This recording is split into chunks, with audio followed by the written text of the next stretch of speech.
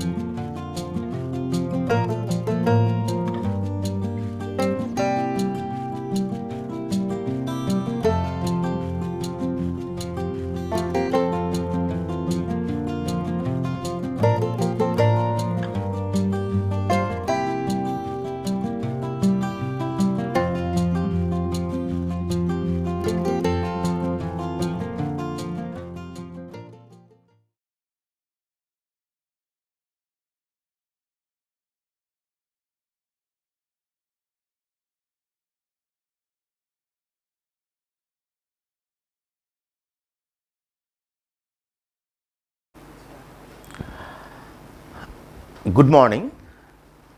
আমরা ফেবল কবিতাটা পড়েছি এর আগের ক্লাসে, লেসন 2 ক্লাস 10-এর ইংলিশ ফেবল পোয়েমটা আমরা পড়েছি কালকে।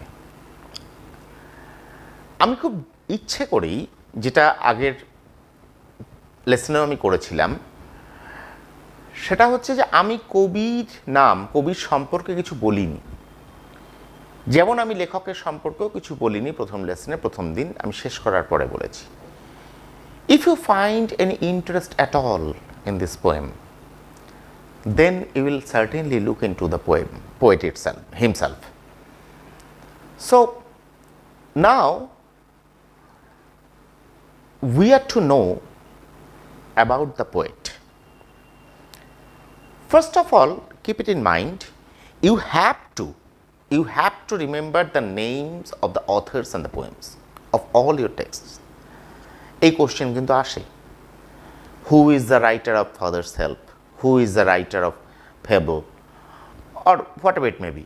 মানে এই প্রশ্ন কিন্তু তোমাদের ক্লাস 10-এর মাধ্যমিকে এরকম আসতেই পারে। ফলে লেখকের নাম জেনে রাখাটা খুব জরুরি। শুধু কি নাম জানলে হয়? এখানে যেমন র্যালফ ওয়াল্ডো ইমারসন, এই নামটা তোমরা জানবে, বইয়েই আছে এই নামটা। কালকের যে ফেবল যে কবিতাটা আমরা পড়লাম, সেই কবিতাটা পড়ে তোমরা একটা জিনিস অন্তত বুঝতে পেরেছো, it has a moral. It began with an argument between the mountain and the squirrel, and the poet used the word quarrel. There was a quarrel between the mountain and the squirrel. What was they were arguing all about? The point of contention was the size, the big size of the mountain, and the in comparison with the mountain, the squirrel takes a very tiny place in this world. But the squirrel argues that it is very important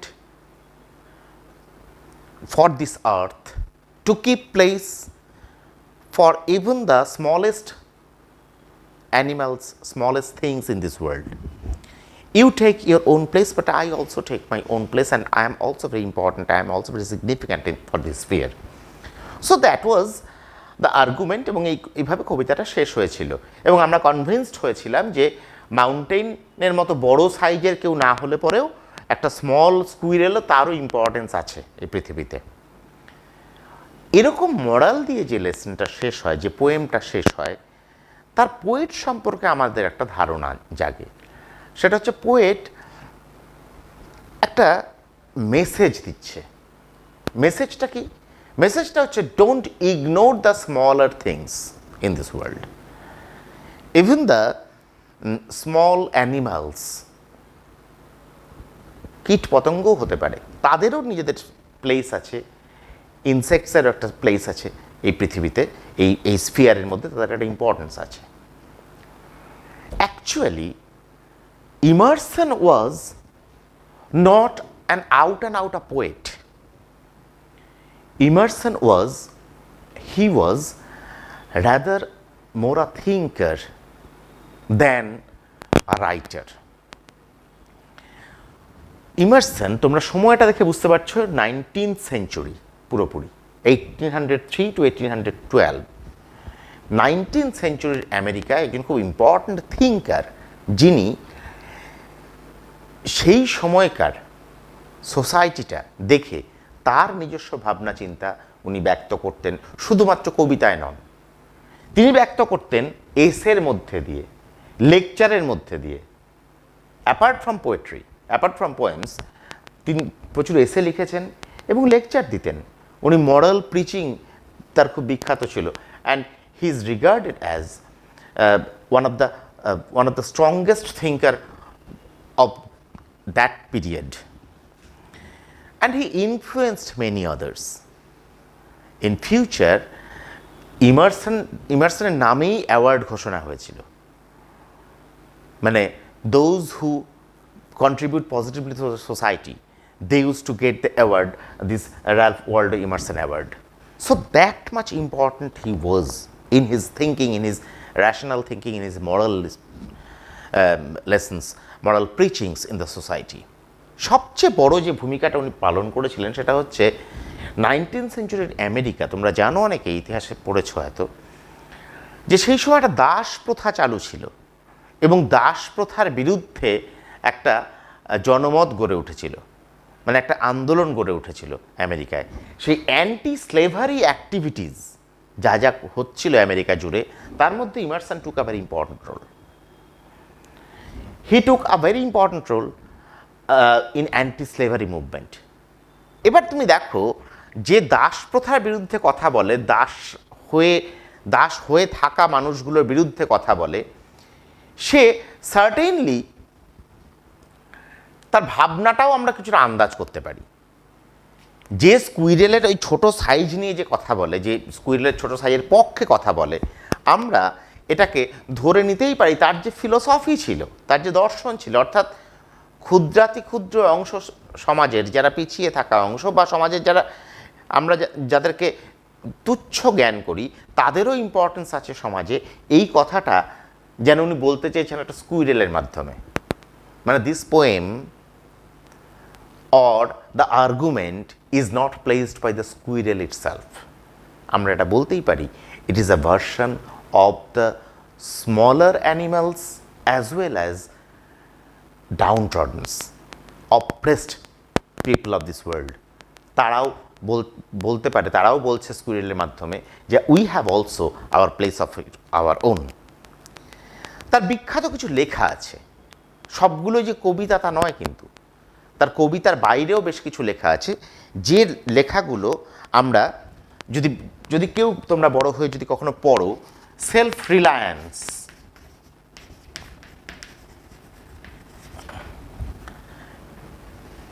এটা একটা বিখ্যাত লেখা ইমারসনের। Actually it's a series of essays, collection of essays. একই রকমভাবে উনি biblical, অর্থাৎ বাইবেলকে নিজের মতো করে দেখতেন, বাইবেলকে নিজের মতো করে ব্যাখ্যা করেছিলেন, মানে র্যাশনালি ব্যাখ্যা করেছিলেন। সবসময় সেটা হোলি রিলিজিয়াসলি ব্যাখ্যা করার ব্যাপারটা সেরকম ছিল না। Representative main,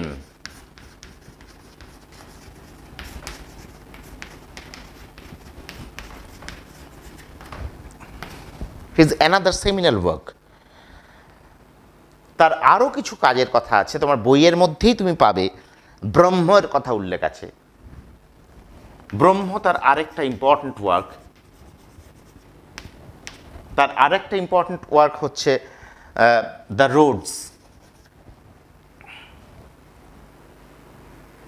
the Rudra.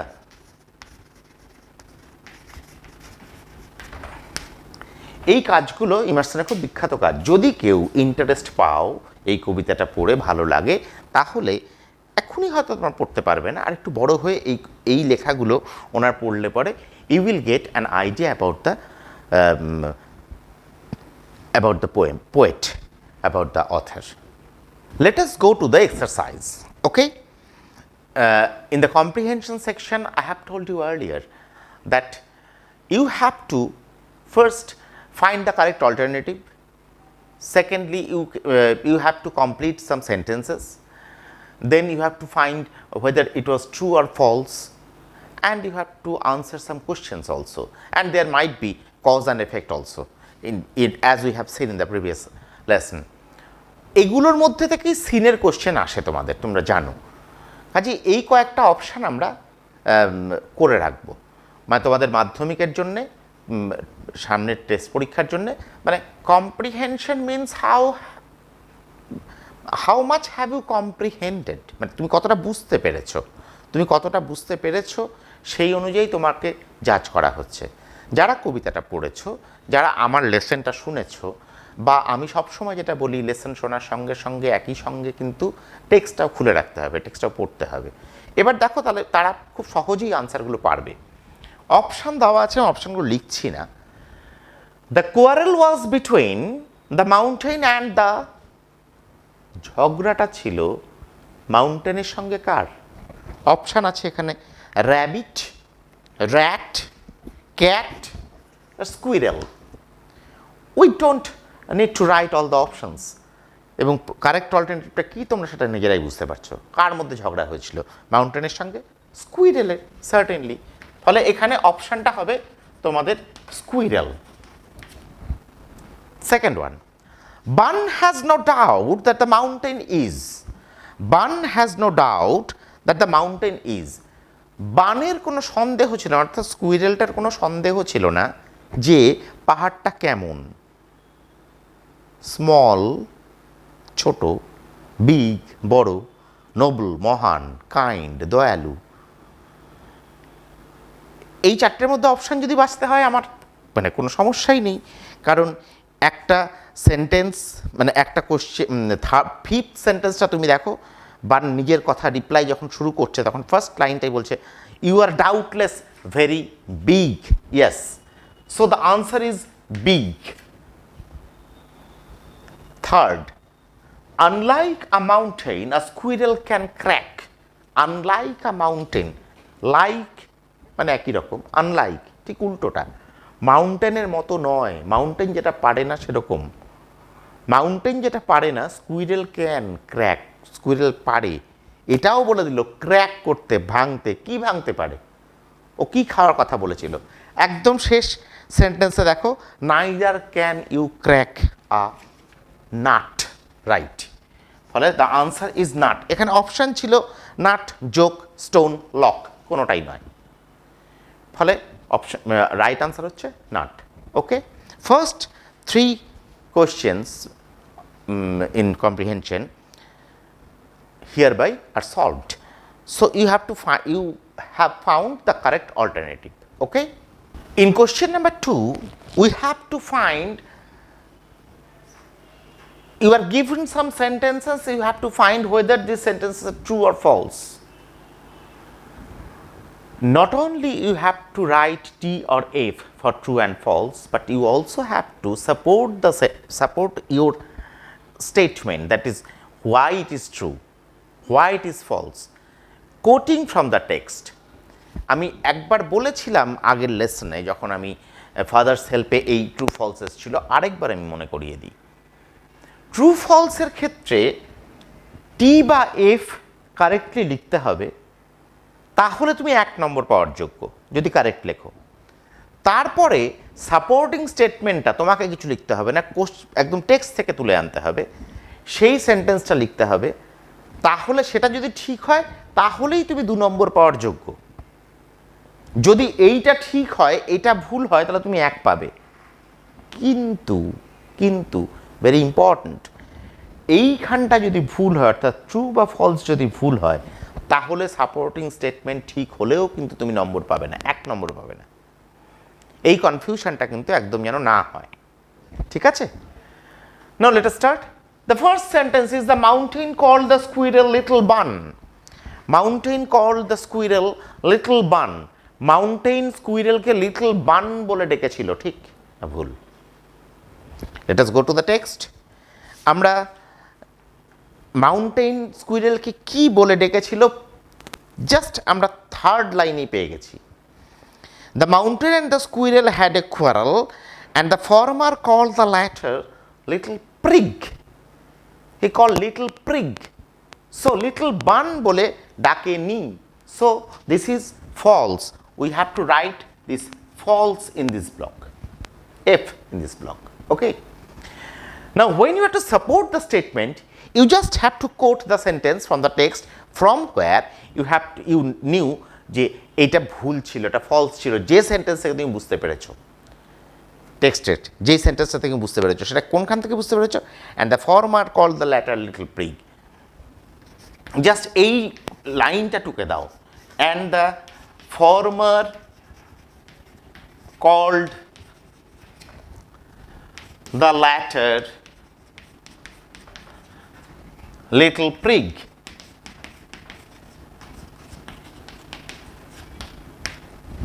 Okay, so the first sentence is complete.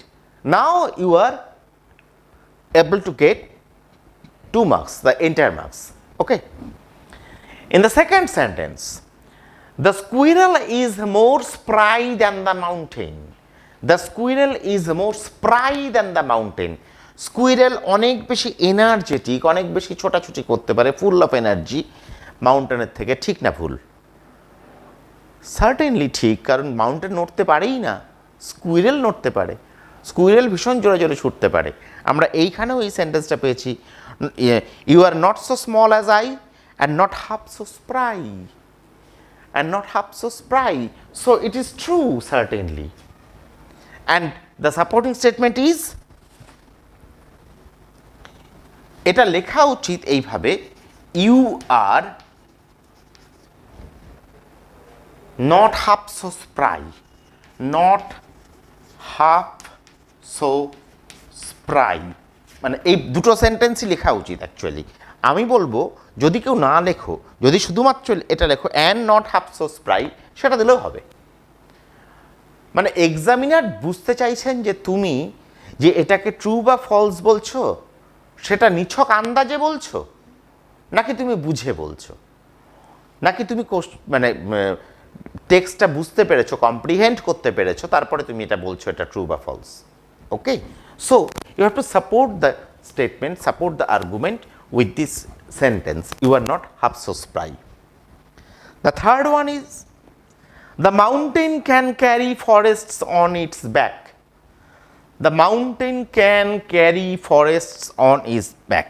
The mountain can carry forests on its back. Mountain তার পিঠে ফরেস্ট ক্যারি করতে পারে, জঙ্গল ক্যারি করতে পারে। ঠিক না ভুল? Whether it is true or false, এটা নিয়েও কোনো কনফিউশন নেই।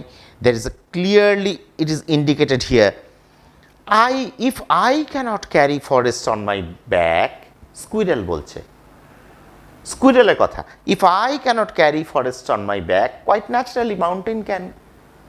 ওকে, so mountain can carry forest on its back is true. Supporting statement is, if I can't, যদি শুধু আই ক্যানট বলো তাহলে কিন্তু ব্যাপারটা ক্লিয়ার হবে না। ইফ আই ক্যানট ক্যারি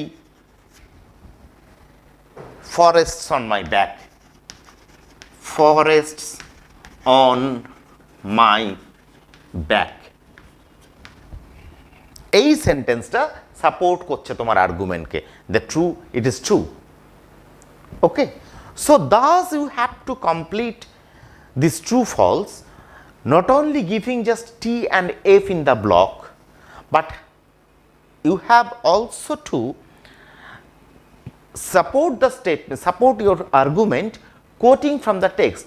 তোমরা একটু খেয়াল করে দেখো, এই যে সাপোর্টিং স্টেটমেন্টগুলো আমি কিন্তু নিজে থেকে কিছু লিখিনি, তোমরাও নিজে থেকে, তোমাদেরকে কিছু লিখতে হবে না, টেক্সট থেকে কোট করলেই হবে, শুধুমাত্র কোট করে দেবে। I have told you that apart from choosing the correct alternative or giving true or false, you have to answer some questions also, as we have seen also in the previous lesson, father's help, সেখানেও আমাদের কিছু ছোট ছোট কোশ্চেনের উত্তর লিখতে হয়েছিল। এখানেও সেরকম ছোট ছোট কিছু কোশ্চেন দেওয়া হবে তোমাদেরকে, দেওয়া হয়েছে, যার আনসার তোমাদেরকে লিখতে হবে টেক্সট থেকে, টেক্সটটা পড়েই। আমি আবারও বলছি, you don't have to write of your own anything. এখনও কিছু নতুন করে তোমাকে নিজে থেকে লিখতে হচ্ছে এরকম ব্যাপার নেই, ভীষণ সহজ। Just if you go through the text between the lines then you will find the answer very clearly. যেমন ধরো প্রথম কোশ্চেনটা বলেছে, who had a quarrel with the squirrel? Who had a quarrel with the squirrel? অর্থাৎ কে ঝগড়া করেছিল কাঠবিড়ালির সঙ্গে? কার হয়েছিল ঝগড়া? তোমার না, আমার তাও না, কার হয়েছিল? খুব স্পষ্ট, একদম প্রথম লাইনেই আমরা পেয়েছি সেই আনসারটা। The mountain had a squirrel, তাই না? ঝগড়াটা ছিল মাউন্টেনের সঙ্গে, একদম ফার্স্ট সেন্টেন্স যদি তুমি দেখো, the mountain and the squirrel had a quarrel. So here replacing just the word who, you will find the answer.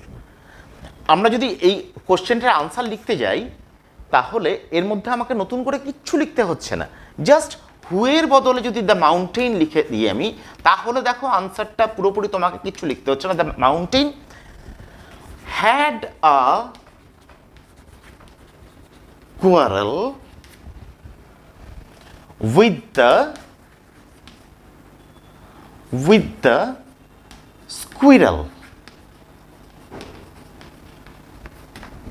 Okay, so very clear it is যে আমাকে নিজে থেকে কিচ্ছু লিখতে হচ্ছে না, যে কোশ্চেনটা করছে তার উত্তরটা একদম টেক্সটের মধ্যে খুব ক্লিয়ারলি বলা আছে, কোনো এমন না হিডেন কোনো উত্তর তোমাকে খুঁজে বার করতে হচ্ছে, তাও না। For example the second question, what is not a disgrace to the squirrel? What is not a disgrace to the squirrel? You know the word disgrace, lesson পড়ানোর সময় বলা হয়েছিল ডিসগ্রেস মানে শেম বা লজ্জা। স্কুইরেলের কাছে কোনটা লজ্জার বিষয় নয়? একদম এই শব্দটাই যেখানে আছে, আমরা টেক্সটে সেই জায়গাটা খুঁজি। স্কুইরেল বলছে to make, and I think it no disgrace to occupy my place. I think, পুরো আর্গুমেন্টটা স্কুইরেলের ভার্সনে আই থিঙ্ক, অর্থাৎ squirrel thinks it no disgrace, এটা কোনো লজ্জা নয়, to occupy my place. To occupy my place, আমার জায়গাটা অকুপাই করা, অর্থাৎ আমার মতো এত ছোট একটা জায়গা পৃথিবীতে ধরে রাখাটা খুব লজ্জার বলে মনে করি না আমি। এখানে একটা মজা আছে, আমি যদি শুধু এই সেন্টেন্সটাকে তুলে দিই তাহলে পরে একটা কনফিউশন হবে। সেটা হচ্ছে, সেখানে আছে আই থিঙ্ক এবং সেখানে আছে মাই প্লেস। এই আই তো তুমি হয়ে যাবে, মাই মানে তোমার হয়ে যাবে, তা তো নয়, এটা স্কুইরেলের। ফলে আমাকে এখানে এই প্রোনাউনগুলোর বদলে কিন্তু একটা নাউন ইউজ করতে হবে। ফলে আমি এই সেন্টেন্সটাই লিখবো, I think it no disgrace to occupy my place, শুধু আই এর বদলে আমি যদি স্কুইরেল লিখে ফেলি তাহলে কনফিউশনটা থাকবে না। দেখে নাও একটু কেমন। What is not a disgrace to the squirrel? The answer is the squirrel things, mind it, এখানে ছিল আই থিঙ্ক, আই এর সঙ্গে থিঙ্ক হতে পারে, squirrel third person singular number, ফলে সেই কারণেই থিংস হচ্ছে। The squirrel things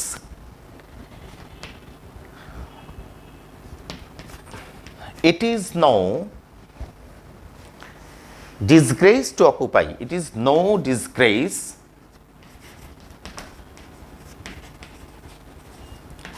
to occupy its place. Occupy its place. আমি কেন ইটস বললাম ওখানে? এখানে মাই ছিল, মাই যদি আমি দিয়ে দিই কোনো কারণে তাহলে তো হয়ে যাবে ব্যাপারটা তুমি, যে লিখছে সে তা তো নয়, স্কুইরেল বলছে, আমি স্কুইরেলের ভার্সনে কথা লিখছি, সেই কারণেই দ্য স্কুইরেল দিয়ে শুরু করেছি, ফলে মাইয়ের বদলে আমি ওখানে ইট দিলাম।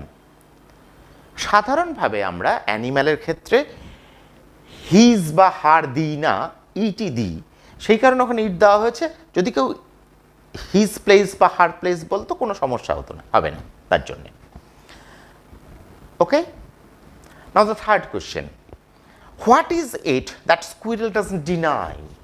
What is it the squirrel doesn't deny? কি এটা, কি যেটা স্কুইরেল ডিনাই করে না, অস্বীকার করে না?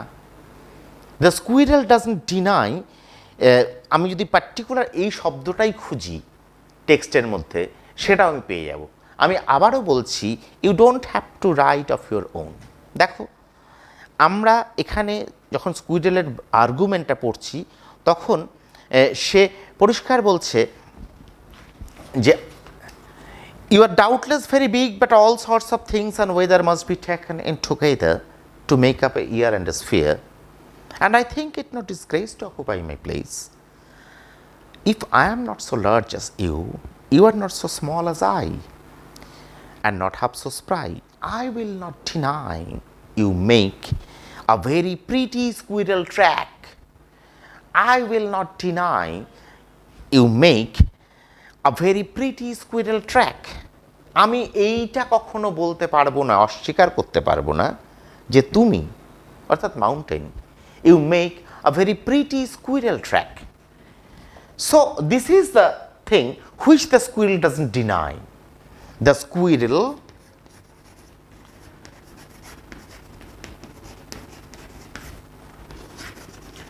does not deny that the mountain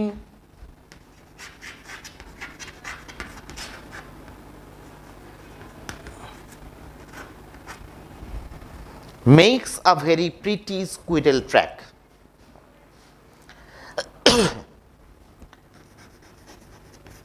Makes a very pretty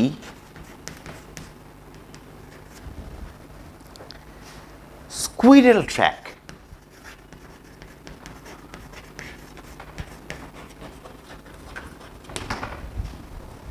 So this is the answer of these three questions. I don't think there can be much variety in these answers.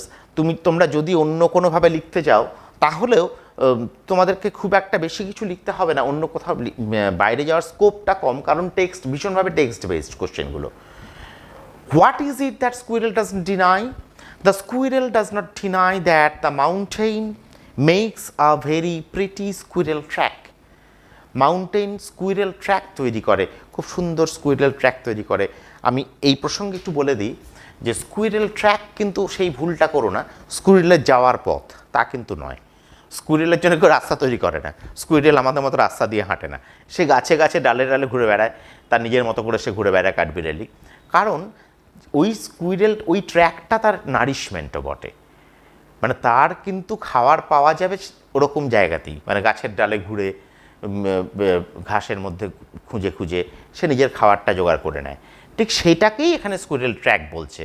অনেকে ভুল করে track মানে ভাবতে পারে রাস্তা, আমি আগে text পড়ানোর সময় বলেছিলাম। It is not that, it is not squirrel track, rather the habitat of the squirrel, স্কুইরেলের বাসস্থান। So after the comprehension, after answering the questions, let us go to the grammar section. গ্রামারে তোমাদের এখানে যা যা আছে টেক্সটের মধ্যে, টেক্সট বেসড যে গ্রামারগুলো, সেখানে খুব নতুন কিছু তোমাদের নেই। যা কিছু তোমরা শিখে এসছো ক্লাস 7, 8 পর্যন্ত, সেটাই রিভিশন 9-এও হয়েছে, 10-এও তাই হচ্ছে। ফলে নতুন করে তোমাকে গ্রামার কিছু শিখতে হচ্ছে এরকম ব্যাপার নেই গ্রামারের কোনো নিয়ম। যেমন ধরো এই যে ফার্স্ট যে কোশ্চেনটা, গ্রামারের ফার্স্ট কোশ্চেনটা হচ্ছে ফ্রেজাল ভার্ব দিয়ে তোমাকে রিপ্লেস করতে হবে কিছু ওয়ার্ডসকে। আমি খুব সিম্পলি বলে দিচ্ছি, ফ্রেজাল ভার্ব শেখানো সম্ভব নয় কারণ, মানে আমি বিং এ টিচার আমি তোমায় শেখাতে পারবো না, মানে কোন ওয়ার্ডের বদলে কোন ওয়ার্ড বসবে, কোন মানে কোনো নিয়ম আছে কিনা, সত্যি নিয়ম নেই। যেভাবে আমরা গ্রামারের জন্য প্র্যাকটিক্যালি কোনো নিয়ম হয় না, যারা যারা গ্রামারের নিয়ম বলেই আমরা, সেগুলো অ্যাকচুয়ালি ঠিক নয়। এটা একটা ইউসেজ, ব্যবহার। সেই ব্যবহারটা ইংরেজি যেভাবে করে সেটাকে আমরা একটা নিয়মের ফর্মে ফেলেছি।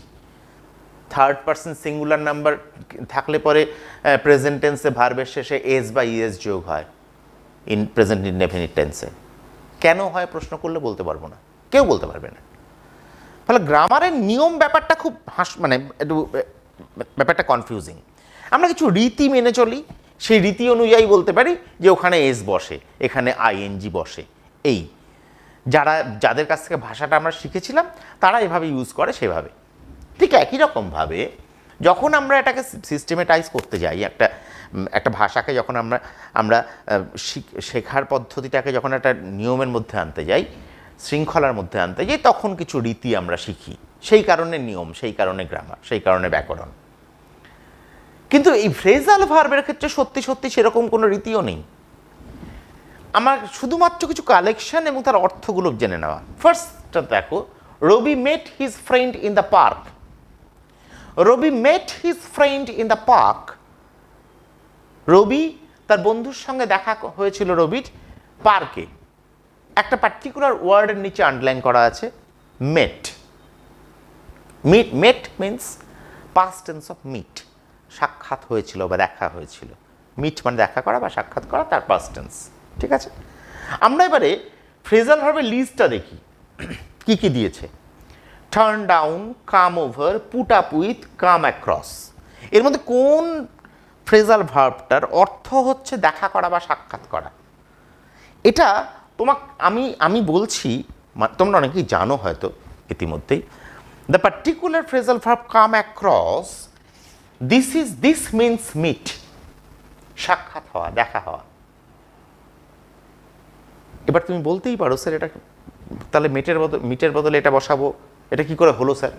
জানি না, আমরা কেউ জানি না। জাস্ট এইটা তোমায় শিখতে হবে। এই ফ্রেজাল ভার্বের কালেকশনটা যার যত বেশি হবে, ইংরেজি ভাষাটা সুন্দর হবে তার তত বেশি। এটুকু বলতে পারি। আমরা একটা শব্দের বদলে, মিটের বদলে যদি কেউ কাম অ্যাক্রস ইউজ করে, ব্যবহার করে, তাহলে সেটা অনেক সৌন্দর্য বাড়ায় ভাষাটার ক্ষেত্রে। ঠিক সেই কারণেই এবার come across is in present tense, আর মেট আছে পাস্ট টেন্সে। ফলে আমি মেটের বদলে কাম অ্যাক্রস যখন বসাবো, তখন আমি কিন্তু সেটাকে পাস্ট টেন্স করে নেব। আমি করে নেব কেম অ্যাক্রস। ওকে, মেটের বদলে কেম অ্যাক্রস। ঠিক আছে। Tanushree can't tolerate cruel behaviour to the animals. Tanushree can't tolerate, Tanushree সহ্য করতে পারে না ক্রুয়েল বিহেভিয়ার টু অ্যানিমালস, অ্যানিমালসের প্রতি নিষ্ঠুর ব্যবহার সে সহ্য করতে পারে না। টলারেট মানে হচ্ছে সহ্য করা। এই ফ্রেজাল ভার্বের মধ্যে turn down, come over, put up with, come across তো হয়েই গেল, put up with, put up with মানে হচ্ছে সহ্য করা। ঠিক আছে, নিশ্চয়ই তোমরা অনেকে জানো, যারা জানো না তারা শিখে নিলে এটা। ফলে টলারেটের বদলে আমি এখানে ব্যবহার করব পুট আপ উইথ।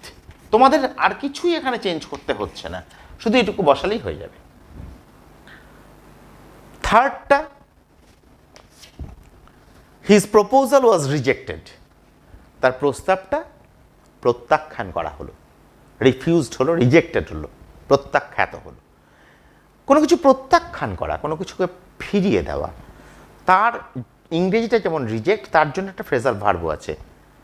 একটা মজার ব্যাপার দেখো, 4টে দেওয়া হয়েছিল অপশান এখানে, আর তোমাকে দিয়েছে 3টে, অর্থাৎ একটা কিন্তু ইচ্ছা করে তোমাকে কনফিউজ করার জন্য দেওয়া হয়েছে। তুমি এটা এই দুটো এখানে হয়েছে বলে, আর তো একটা থাকলে পরে তুমি ওখানে দিতে পারতে, সেটা করতে পারবে না। এখনও দুটো আছে অপশান। আমাকে জানতে হবে রিজেক্টেড মানে যেমন প্রত্যাখ্যান, রিজেক্ট মানে যেমন প্রত্যাখ্যান করা, বা প্রত্যাখ্যাত রিজেক্টেড মানে এখানে কোনটার মানে প্রত্যাখ্যান করা। টার্ন ডাউন মানে হচ্ছে রিজেক্ট করা বা প্রত্যাখ্যান করা। আবার বলছি, রিজেক্টেড আছে ইডি, ফলে এখানে টার্ন ডাউন না হয়ে হবে turned down. Okay, so this are phrasal verbs which can replace the original words. In place of met, we wrote came across. In place of tolerate, we wrote put up with. In place of rejected, we wrote turned down. So these are the phrasal verbs which replace these words. Okay. The last part of grammar, আমরা এখানে দেখব change the voice. আবারও বলছি, you know how to change a voice. You have learned it in class 7 or class 8 in fact. I just want to refresh your memory. Change the voice, যখনই আমি একটা voice change করতে যাই, তোমরা সব জানো, just I am just going to refresh your memory. তখন আমাদেরকে একটা ব্যাপার মাথায় রাখতে হবে যে সাবজেক্ট, মেইন ভার্ব এবং অবজেক্ট, এই তিনটেকে আইডেন্টিফাই করতে হবে এবং অবজেক্টটাকে সাবজেক্টের জায়গায় নিয়ে আসা, অর্থাৎ কর্তৃবাচ্য থেকে কর্মবাচ্যে করা, মানে একজন সাবজেক্ট যিনি অ্যাক্টিভ ছিলেন সেই সাবজেক্টটাকে প্যাসিভ করতে হবে। এটাই তো আমাদের কাজ, মানে অ্যাক্টিভ একজন কর্তাকে নিষ্ক্রিয় করে দেওয়া, প্যাসিভ করে দেওয়া। লক দ্য ডোর, ধরো ফার্স্ট সেন্টেন্সটা এখানে কোনো সাবজেক্ট নেই সে অর্থে। লক দ্য ডোর, দরজাটা বন্ধ করে দাও, এই ধরনের বাক্যগুলোকে আমরা বলি ইম্পারেটিভ সেন্টেন্স, আদেশ বা অনুজ্ঞামূলক বাক্য, যেখানে আসলে দরজাটা বন্ধ করে দাও বলছে যাকে, সে নেই, অর্থাৎ ইউ, তোমাকে বলা হচ্ছে দরজাটা বন্ধ করে দাও। আমরা এই ব্যবহার হামেশাই করি বাড়িতেও, আমাকে জলটা দাও, দরজাটা বন্ধ করো, আমাকে পেনটা দাও, এই যে কথাগুলো বলি আমরা, সেখানে সবসময় আমি অ্যাড্রেস করি না কাকে বলছি। ঠিক সেরকমভাবেই একটা সেন্টেন্স লক দ্য ডোর। কিন্তু এই ধরনের সেন্টেন্সকে যখন আমি ভয়েস চেঞ্জ করতে যাই তখন কিন্তু সেক্ষেত্রে আমাকে যেহেতু সাবজেক্ট থাকে না, আমাকে একটা অন্য পদ্ধতি নিতে হয়। কিভাবে করতে হয়? আইদার আমাকে একটা সাবজেক্ট ভেবে নিতে হবে ইউকে, মানে তোমাকে একটা সাবজেক্ট ভেবে নিতে হবে, you are advised or something like that, অথবা আরেকটা পদ্ধতিতে আমরা খুব সহজে এটা করতে পারি, সেটা হচ্ছে লেট দিয়ে। You know that, still I am going to refresh in memory. Let দিয়ে আমরা এইসব বাক্যকে স্টার্ট করতে পারি। লক দ্য ডোর, এখানে আমি সাবজেক্টকে, মেইন সেন্টেন্স যেমন সাবজেক্ট দেয়নি, আমি চেঞ্জড সেন্টেন্সেও আমি সাবজেক্টের ধার কাছ মারাবো না, ফলে লেট দিয়েই শুরু করব। লেট দ্য ডোর, চলে এলো, সব ঠিক আছে, অবজেক্ট চলে এসছে, এখানে আমাকে একটা এক্সট্রা বি ভার্ব বসাতে হয়। Changing of voice needs an extra be verb. এই বি ভার্বটা আমাকে এবারে বসাতে হবে, বি আর ভার্বের থার্ড ফর্ম, অর্থাৎ lock, locked, locked. Clear? Let the door be locked. আমাকে যেহেতু এখানে সাবজেক্ট দেওয়া হয়নি, সেই জন্য আমি লেটটাকে নিয়ে এসেছিলাম। অবজেক্টের জায়গায় বসিয়েছি, তারপরেই যেটা অবজেক্ট বসে। অন্য সেন্টেন্সে কী হয়, প্রথমেই অবজেক্টটা বসে যায়, কিন্তু এখানে ওই লেটটাকে যেহেতু সামনে আমি নিয়ে এসেছি, অবজেক্টটা তারপরে বসলো, তারপরে যে নিয়ম অনুযায়ী বসে তাই, অর্থাৎ একটা এক্সট্রা বি ভার্ব, তারপরে ভার্বের থার্ড ফর্ম। ঠিক আছে? আমরা আরও এরকম এক্সাম্পল যখন করব তখন আরও ব্যাপারটা ক্লিয়ার হবে। আমার ধারণা তোমরা সবাই জানো এটা, তবুও যদি না জানো একটু জাস্ট রিহার্স করে নেওয়া। Asim knows the solution to this problem. এখানে সাবজেক্ট খুব ক্লিয়ার, সাবজেক্টকে, অসীম হচ্ছে সাবজেক্ট, ভার্ব কোনটা, নোজটা হচ্ছে ভার্ব, তারপরে অবজেক্ট কোনটা, the solution to this problem, পুরোটাই object. Yes, the solution to this problem, এই পুরোটাই অবজেক্ট। আমাদের ভয়েস চেঞ্জের যে রীতি, সেই অনুযায়ী আমি অবজেক্টটাকে প্রথমে নিয়ে আসলাম। The solution to this problem,